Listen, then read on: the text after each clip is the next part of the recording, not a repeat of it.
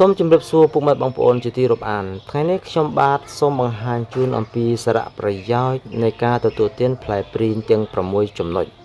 ទី1ជួយគ្រប់គ្រងកម្រិតជាតិស្ករនៅក្នុងឈាមល្អសម្រាប់អ្នកជំងឺទឹកនោមផ្អែមផ្លែនិងគ្រាប់ព្រីងមានផ្ទុកសារធាតុម្យ៉ាងហៅថាចាំបូឡាញ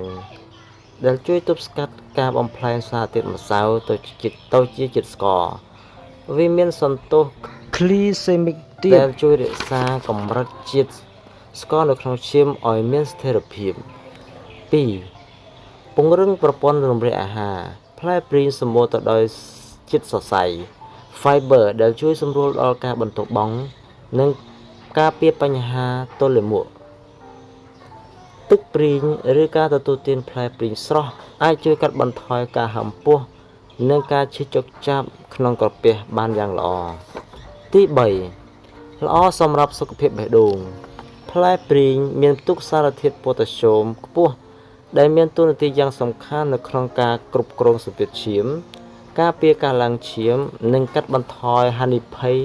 នៃជំងឺដាច់សរសៃឈាមខួរក្បាល 4. ពង្រឹងប្រព័ន្ធស៊ាំនិងជួយឲ្យស្បែកស្អាតព្រីងវាសម្បូរទៅដោយវីតាមីន C និងសារធាតុប្រឆាំងអុកស៊ីតកម្មដែលជួយកម្ចាត់រ៉ាឌីកាល់សេរីក្នុងរាងកាយពង្រឹងប្រព័ន្ធការពាររាងកាយពីជំងឺផ្សេងៗនិងជួយឲ្យស្បែកមានសុខភាពល្អភ្លឺថ្លាកាត់បន្ថយស្នាមជ្រីវជ្រួញទី5ជួយសម្រកទម្ងន់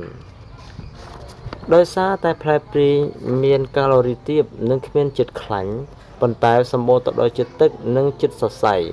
វានឹងធ្វើឲ្យអ្នកមានអារម្មណ៍ថាឆ្អែតបានយូរដែលជាជំនួយការដ៏ល្អសម្រាប់អ្នកដែលចង់សម្រកទម្ងន់ទី6ជំនួយដល់សុខភាពមាត់ធ្មេញ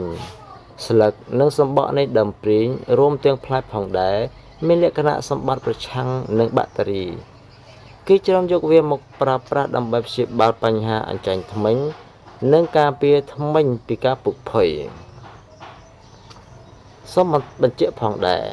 ទោះបីជាផ្លែព្រីងមានអត្ថប្រយោជន៍ច្រើនក៏ដោយអ្នកមិនគួរទទួលទានវាទាំងពោះទទេទេព្រោះរសជាតិជូរចត់របស់វាអាចធ្វើឲ្យរំខានដល់ក្រពះរបស់អ្នកហើយម្យ៉ាងទៀតគួរជៀសវាងការពិសាទឹកដោះគោភ្លាមបន្ទាប់ពីញ៉ាំផ្លែព្រីងរួចសូមអរគុណ